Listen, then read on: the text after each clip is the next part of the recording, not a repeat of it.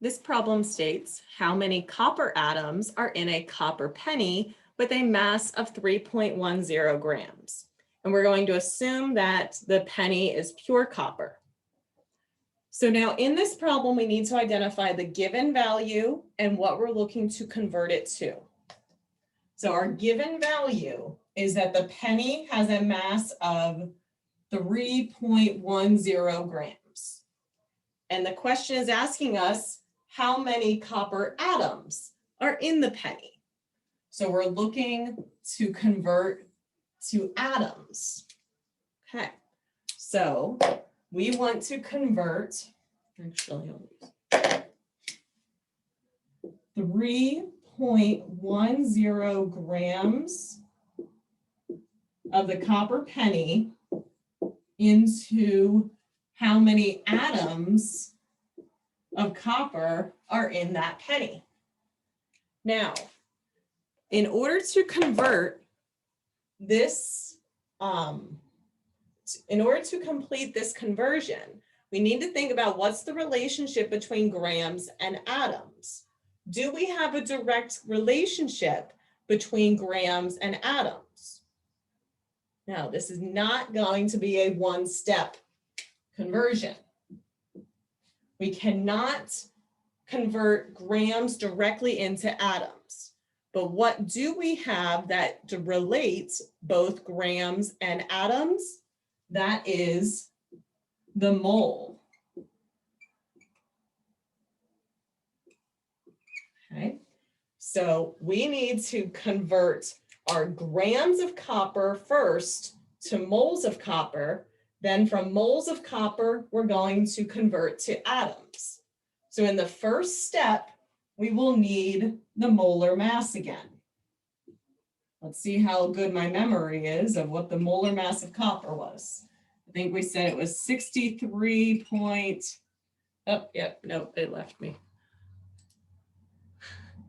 63.546. 546 grams per mole. Okay, so we use the molar mass to convert from grams to moles, and then to convert from moles to atoms, we need to use Avogadro's number.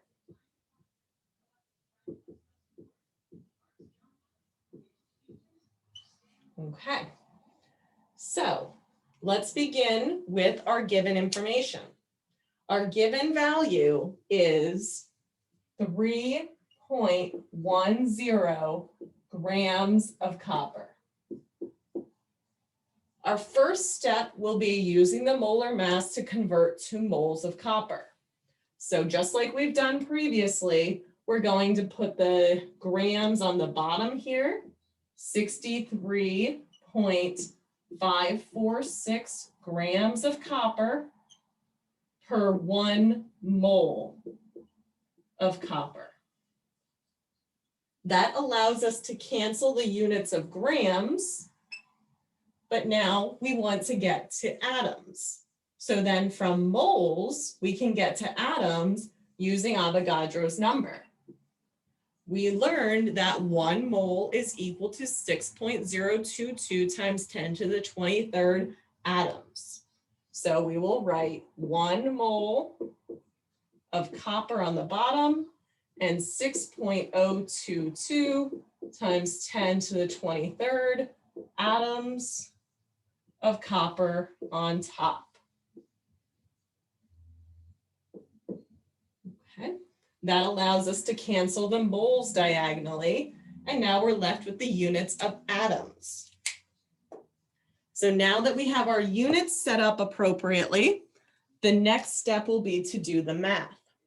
So we begin with 3.10, divide it by the molar mass, and then multiply it by Avogadro's number. 3.10, divide that by 63.546, multiply by Avogadro's number, open parentheses, 6.022 times 10 raised to the 23, close parentheses, equals. My final answer here, I'm going to round my final answer to the least number of significant figures. The least number of significant figures here is going to be our starting value, 3.10. 3.10 has 3 significant figures. 63.546 has 5 significant figures, and this has 4 significant figures. So our final answer, and actually this is exact, so we don't need to worry about the significant figures here for Avogadro's number. Least number of significant figures is 3. So we're going to round our final answer to 3 significant figures.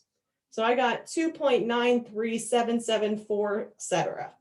So that means I'm going to round my answer to 2.94 times 10 to the 22nd atoms of copper.